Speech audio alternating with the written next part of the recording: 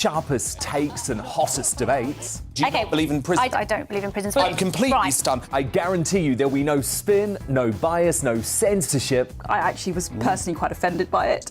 And no reason to go to bed. So I guess they've always been quite woke. That's Dan Wootton tonight on TV, radio and online, Monday to Thursday from 9 p.m. till 11 p.m. on GB News, the People's Channel, Britain's news channel.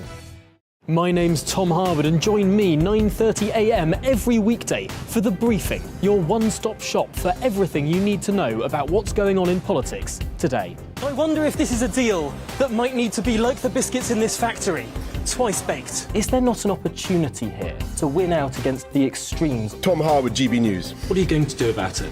Things should have been done differently, and they certainly are being done differently. Don't miss it. The Briefing with me, Tom Harwood, 9:30 Monday to Friday on GB News. Every morning from 6 o'clock, we'll wake you up with GB News Breakfast with all the stories you didn't know from the night before. So whether it's serious news, entertainment, or your own views from all over our great nation, we're here to kick off your day with a smile. And the national media should be reflecting and reporting what's happening here. You will notice the northwestern accents. Whether you're with us on TV, radio, or online, every morning, it's breakfast from 6 a.m. Hope you can join us.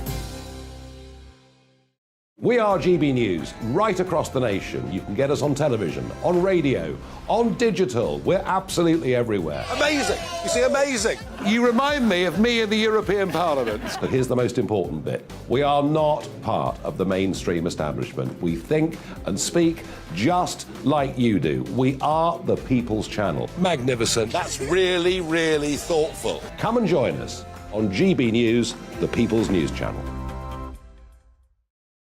Join me, Nana Akue, Saturday and Sunday afternoons on GB News.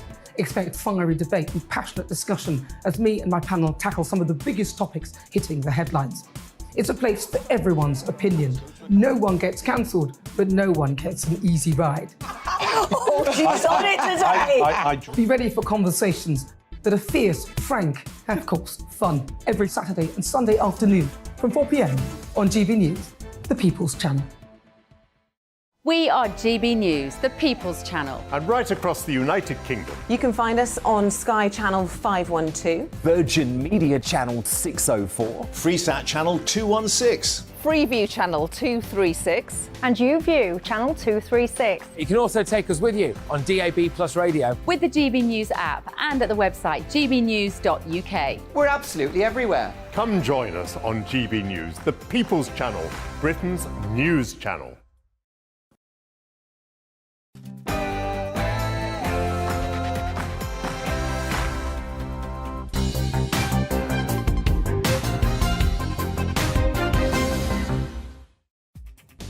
You wait months and months for a seminal political speech, and then two come along at once.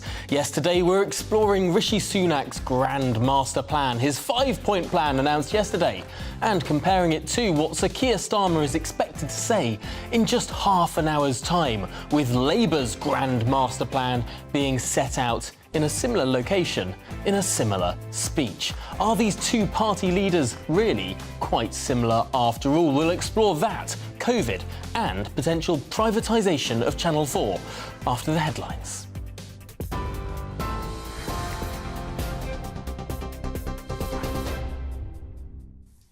Good morning, it's 9:31. I'm Rhiannon Jones in the GB Newsroom. Prince Harry reportedly claims in his autobiography Spare that he was physically attacked by his brother over his marriage to Meghan Markle. A leaked extract published in The Guardian alleges Prince William grabbed Harry by the collar and knocked him to the floor back in 2019, leaving him with a visible injury to his back. Harry also claims William called the American actress difficult, rude and abrasive. Buckingham Palace has declined to comment. Up to 60,000 mourners are thought to have gathered in St. Peter's Square at the Vatican for the funeral of former Pope Benedict XVI.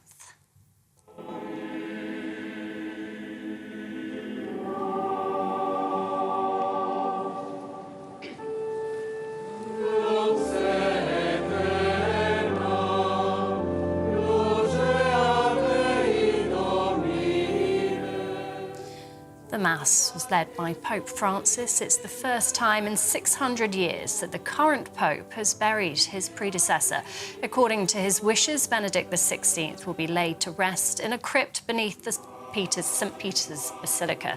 Professor of Historical Theology, Massimo Fagioli, says the late Pope has had a huge influence on the Church. The celebration of an incredibly influential life, not just as Pope, but also as a theologian, as a public intellectual since the late 1950s. So for almost 70 years, Josef Ratzinger has shaped the culture, the theology, and some policies also, especially in terms of the selection of personnel, of bishops, cardinals. So it's a very important moment. Rail disruption across the UK is even worse today as drivers begin a new walkout. Some areas have no trains at all, for example, between Scotland and England, as members of ASLEF walk out. Train drivers working at 15 different companies are now on strike, affecting Avanti West Coast, Trans-Pennine Express and cross-country services. The union says further walkouts are inevitable unless there's a breakthrough in the long-running row over pay. It's the third consecutive day of rail disruption, with travellers forced to find alternative routes. And new car sales have sunk to their lowest level in 30 years. Preliminary data shows that around 1.6 million were registered here in the UK last year, a quarter below pre-COVID levels. Supply shortages of items such as semiconductors are being blamed, driven by coronavirus lockdowns in China. Electric cars made up 23% of all newly registered vehicles. TV, online and DAB+ radio, this is GB News. Now it's back to the briefing with Tom.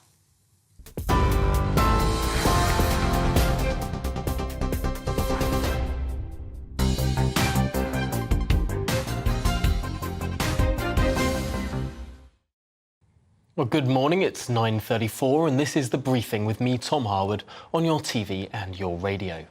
Now, in the Prime Minister's first major domestic speech yesterday afternoon, he outlined his vision for 2023 in a 5-point plan. Firstly, he's to halve inflation this year, so he promises. Secondly, to grow the economy, that's also this year. Thirdly, to ensure that national debt is falling, that, however, is over a 5-year period. And fourthly, that NHS waiting lists will fall, that's by the spring of next year. And fifthly, he is to pass new laws to stop small boats crossing the Channel illegally. Well, in just about half an hour, the Labour Party leader, Sir Keir Starmer, will deliver what may well be seen as his rebuttal. The leader of the opposition is set to promise a decade of national renewal if Labour win the next general election. And crucially, he's to promise that his party will not be getting its big government chequebook out again. So let's compare these two visions now. Are they really all that different? James Heal, the diary editor of The Spectator, and indeed co-author of that new book about Liz Truss, Out of the Blue, joins me in the studio now. First of all, on Rishi Sunak's speech yesterday, a lot of the analysis is seeming to say this wasn't particularly new. This was sort of a rehashing of a lot of what has already been announced. Yeah, and I think that the tone was about trying to get a more optimistic tone, looking forward to the new year and hope and renewal, because they've got a difficult line, the politicians. I think they've got to try and talk about the seriousness of the problems facing Britain, but at the same time they want to inject a bit of hope going forward to the future. And this was Sunak's chance really to outline his vision a bit more as we go into the next year and already thinking about the next election next year. Certainly, and talking about those 5 deliverable points, but the speech was much more wide-ranging than that. There was talking about the family, about the role of the private sector, about lots of different things that might well excite a Conservative base. But that didn't really flow through into the 5 key promises. Yeah, I agree. It was a bit of a hodgepodge of a speech, I think, watching it. There's a section on love as well, which sounded a bit Church of England vicar. There was a bit on the family. There was a bit on innovation. And I think, actually, if you noticed, then he was better in the question section, I would argue, than the speech, where he actually sort of drilled down. He's great at the detail of the speech, just obviously the bigger picture stuff, which, say, Boris Johnson was brilliant at. So it was an attempt to kind of get all that together, and now obviously see how Keir Starmer responds to the gauntlet that's been thrown down. Yes, I thought it was incredibly technocratic in the way that Rishi Sunak had all the stats and the figures when the questions came at him on the NHS. He had those numbers, 7,000 extra beds, the new funding that's gone into social care, all the rest of it. He had the stats there to answer those questions, but it was interesting how it didn't really fold into the speech. Sir Keir Starmer today almost has a different task. What are you thinking he's going to lay out? He's got to walk this tightrope too, which is that how do you get about optimism? We heard obviously just now talking about a decade of national renewal, but at the same time he's got to realise that there isn't much money. Labour are complaining about taxes being high. Well, they can't raise it that way, and that's why Keir Starmer we talk about things like the private sector and perhaps a little bit of the innovation that Rishi Sunak yesterday talked about. So it's about how can Labour get out their agenda in a fiscally credible way, and given all the restraints which Rachel Reeves has been talking about and being very, very fiscally conservative in recent months. It's really interesting to see that line that has been trailed by the Leader of the Opposition's office this morning, saying we're not going to get out the big government chequebook again. To me, the again there is an implicit criticism of the last Labour government. I think so, but I think it's also every Labour government gets criticised for being too big spending, and I think that there's a real attempt now to try and say it's not going to be like that. It's also, I think, about Ed Miliband. That was obviously the complaint that in 2015 he was seen as being too much of a big government spender in times of austerity. And perhaps there's also a rebuke of COVID, and I've been interested to see in recent weeks a lot of the Labour Party have been leading on COVID spend and the misspending of billions during that pandemic. So it's perhaps it distances from that and so, conversely set out a way for the future and the new opposition to take over. We're looking at two different speeches, both yesterday and today, by two fairly similar individuals. These are people who've taken over from more iconoclastic sort of leaders of their parties with the promise to calm things down. They're much more technocratic. And in some ways, they're sort of pitching for the same sort of voters. In some ways, yeah. I think in style they certainly are. And I think you remember the poison between Boris Johnson and Keir Starmer at PMQs was evident. I think there's nothing like that between Rishi Sunak and Keir Starmer. They are both in some ways quite managerial, quite sober figures. What I would perhaps argue is that Rishi Sunak in some ways is more naturally a kind of fiscal hawk on this stuff, whereas Starmer's from the soft left tradition. There's perhaps a bit of ideological difference, but in terms of what the issues they're competing on now and for the next election, I think you're right. I mean, and they both agree on the need for restraint, and obviously Keir Starmer's going to be talking about A&E waiting lists as well and public sector, so it'll be far less of a divide than the 2019 election. The Tory party this morning are criticising Sir Keir Starmer, saying he takes different issues on positions depending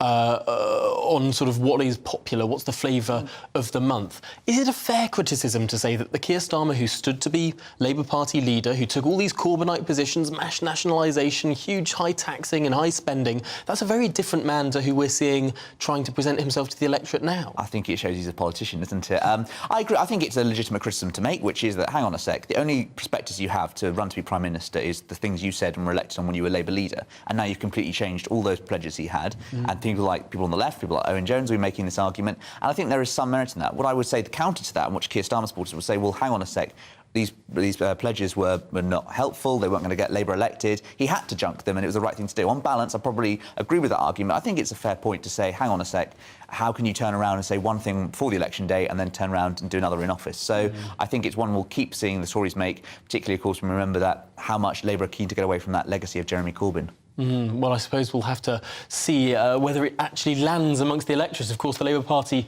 continue to have an extraordinary 20-point plus lead in the polls. We'll be watching that closely as the weeks and months develop.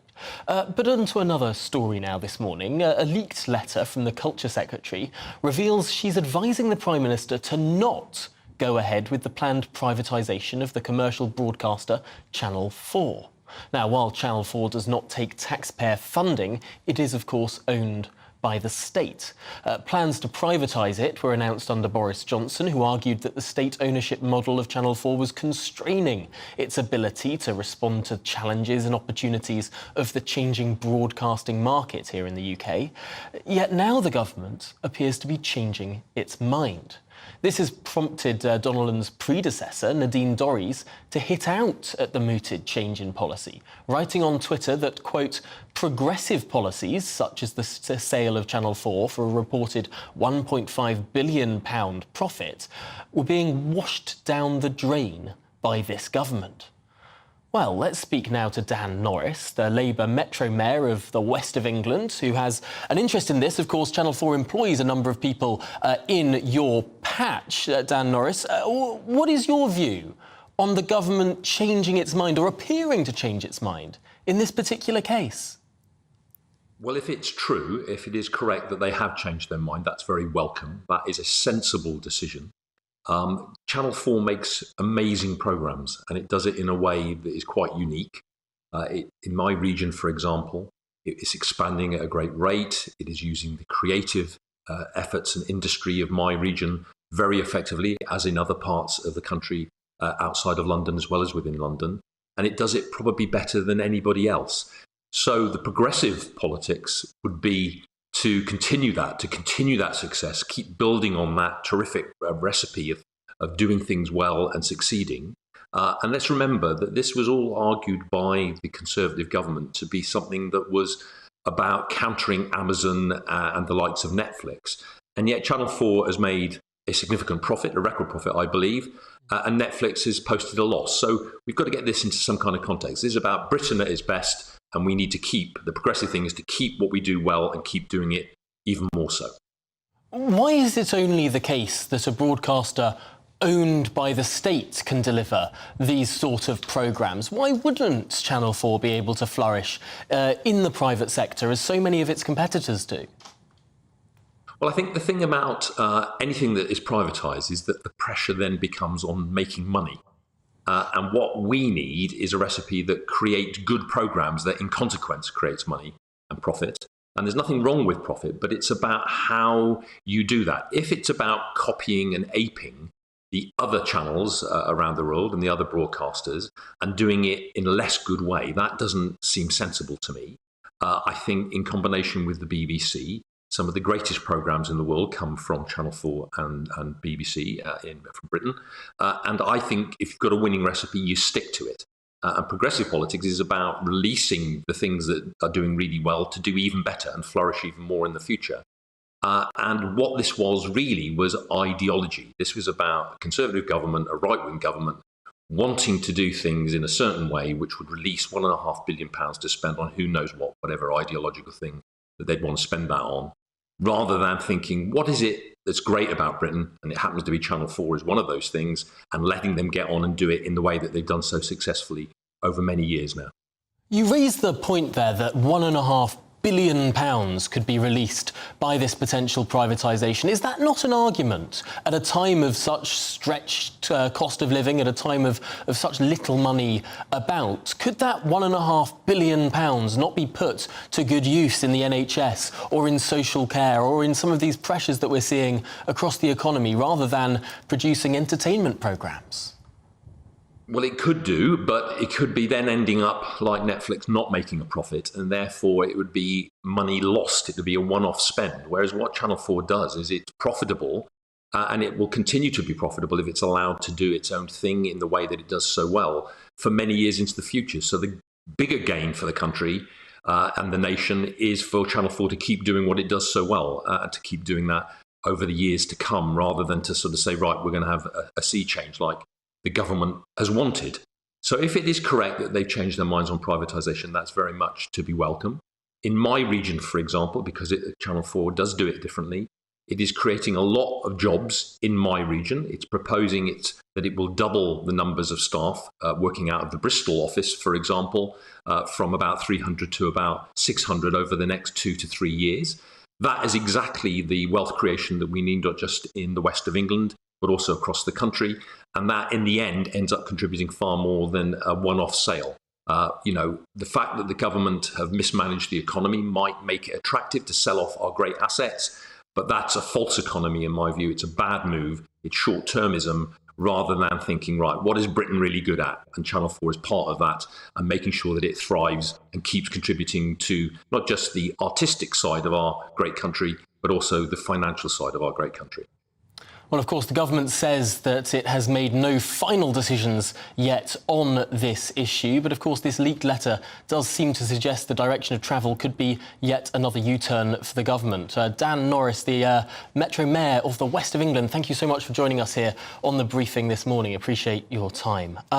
Let's get stuck into that wider economic row now. The vision that the Prime Minister laid out yesterday, and the vision that we're expecting the leader of the Labour Party to be putting out in around 15 minutes' time. Our economics and business editor Liam Halligan joins us now. And Liam, firstly on this question of inflation, the number one point that the Prime Minister tried to address yesterday, can it be cut in half over the next year? I think it's inevitable it's going to be cut in half over the next year rather than can it. Rather than setting himself up for failure, testing himself, I think Rishi Sunak's laid out some targets that are almost inevitably going to be met, so then he can claim success.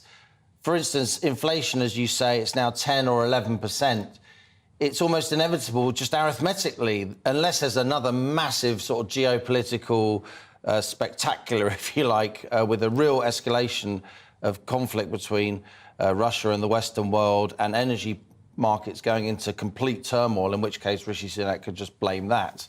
It's almost arithmetically inevitable that inflation will come down to about 5.5% by the end of the year. It would have been much more impressive if he'd have said, I will cut inflation, so on average this year it will be half of what it was on average last year. Rather than just by the end of the year, just by the end of the year. Yeah. And also on the spending side, you and I were sitting here watching the speech yesterday, weren't we? And we didn't know if the pledge, I'm going to make sure that debt falls as a share of GDP was next year or when it was. It then turns out it's 5 years when we from questioned now. Other ministers managed to extract it from them, not in the speech, as only political nerds like us would do. It turns out, I'm going to make sure that debt is falling as a share of GDP in 5 years' Which time. is the OBR forecast Which is actually the OBR at its most pessimistic in terms of its forecast. So let's turn our gaze now to Sir Keir Starmer, because he is saying this morning that one of the lines that has been briefed out, of course, is he's not going to get out that big spending, big government chequebook. Do you believe him?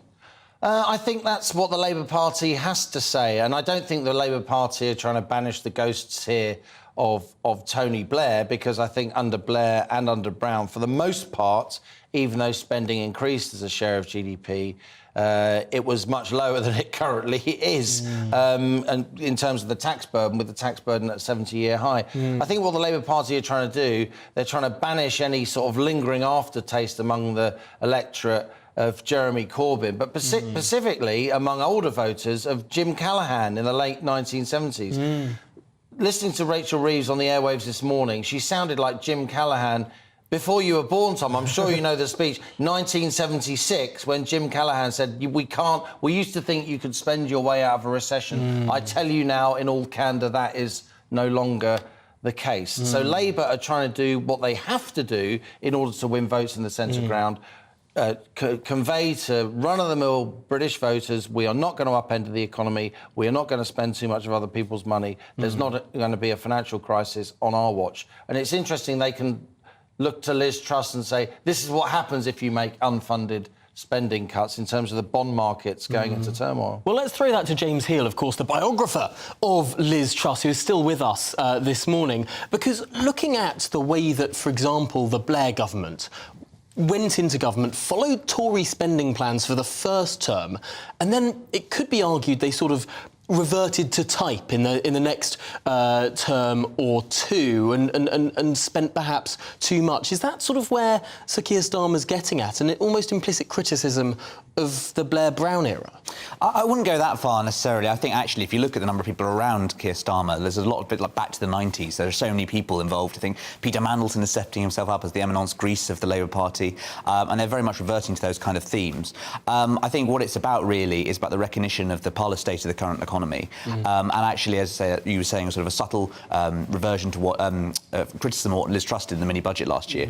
Interestingly, although Labour's been leading the polls since late 2021, it was only at that mini-budget that most people thought the Labour Party would get into government. So the expectation was the next government will be Labour, and that's because I think that in retrospect we might see that mini-budget moment as a bit of a sort of Black Wednesday 1992 ERM, and that might be the case in how Labour made some more credible in retrospect. Well, it'll be really, really interesting to see if this extraordinary 20-point lead in the polls can possibly maintain itself for another year and a half. Really, really interesting to watch that as the days go on. But just finally today, time for another story. I'm afraid that the story of COVID has reared its ugly head again. A new sub-variant of Omicron has been detected in the United Kingdom. This specific subvariant is nicknamed the Kraken. It's thought to be responsible for a rapid increase in cases over in the US. But despite its scary name, the Kraken is still a subvariant of Omicron, a relatively well-known quantity. What is potentially of greater interest is that from today, the 5th of January, for the first time in a year, COVID travel restrictions will be reinstated. Anyone travelling from mainland China over the age of 12 will need to take a COVID test no more than 2 days before travel. Proof of that negative test will be necessary to travel to England. And once a plane arrives from China, a section of passengers will be asked to take a further test for sequencing to check for those new variants. So should we be worried about a new unknown super variant from China making its way over to the UK and upsetting our lives all over again? Well, Tom Whipple is the science editor at The Times and joins me now this morning. And Tom, first of all, is it likely that China will spin out some new upending variant of COVID? I mean, it's not impossible. We're basically rolling the dice a lot of times, and you know, every time it reproduces, it does. There's no particular reason to think, beyond the fact that they're currently having about 1 billion infections, that they're any more likely to make some sort of super variant. I mean, you could argue from first principles that any variant that decides to pop up in China is going to be adapted to an unvaccinated, unpreviously infected population, which is precisely different from ours. But the truth is, you don't know. But as you just said, you know, there's a new variant that someone, I don't know who, someone has named the Kraken, which has come from the US. So there's just as much chance at the moment, it seems, that we're going to give China something unpleasant as China's going to give us something unpleasant. So is there something more to these travel restrictions specifically from China? Because, of course, if someone travels from China to somewhere else in the world, stays there for a bit and then comes to the UK, they could, of course, be importing any Chinese variants. It's impossible to sort of hermetically seal one country off from the UK with this interconnected world. Is there something else behind these tests that we're asking of people travelling from China? I think there is. Well, first of all, there's two things, and they're two very different things. As you say, there's the negative tests for travel, which aren't going to catch everyone for the reason you said. They're also not going to catch everyone because for the first few days, you don't test positive. And if there's a rising epidemic, which is, most people are going to have caught it recently. So it's a bit weird for that reason. It's weird because these negative tests still, in theory, make sense. If you have low prevalence in your country, you want to stop as much COVID being seeded as possible. At the moment, well over 1 million Britons test positive for COVID. So that's a bit strange. There is then the separate thing, though, which is simply sequencing, just sampling people to try to get an idea of what's going on. We're not going to be able to find a new variant and say, right, that is an intrinsically worrying variant, because the proof of whether a variant's worrying is whether it spreads in a real population. But surveillance makes sense. But I think probably what is going on is a little bit of politics. The EU is saying, look, you're not sharing data with us. You know, you're still claiming that there's almost no deaths, almost no infections. This is manifestly untrue. We want you to be part of the family of nations. And to do that, you need to start sharing data. So we're going to do this. But a priori, some bits of it don't particularly make sense in terms of our own outbreak. So to some extent, this is about pressuring China to share its own data rather than actually trying to protect the United Kingdom. It's almost sort of putting the onus on the Chinese government to be more truthful about that. I think they're trying to claim that there's a very, very low number of deaths taking place. I read, maybe this is old data, but something like 5 a day, which just doesn't really add up at all. Yeah, I mean, look, it's clearly absurd, and I don't think there's any serious watchers of COVID who claim you can currently believe the Chinese data. That, you know, we're having a lot more than 5 deaths a day ourselves from COVID. So quite clearly, as they're having this massive wave, and as we're seeing these pictures coming out of hospitals, there is a lot going on in China that we don't know about. Well, it is fascinating to see the politics perhaps leading more than the science here. But Tom Whipple, science editor at The Times, thank you for joining us on the briefing this morning. That's it for us today, but do not go anywhere. Sir Keir Starmer is due to speak in around 4 minutes' time. Stick with GB News and Bev Turner today for that. Meanwhile, I'll be back at 9:30 tomorrow.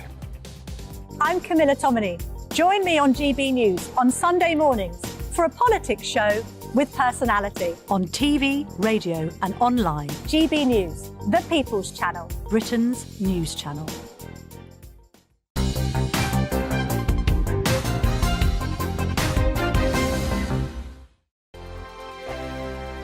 Hello there.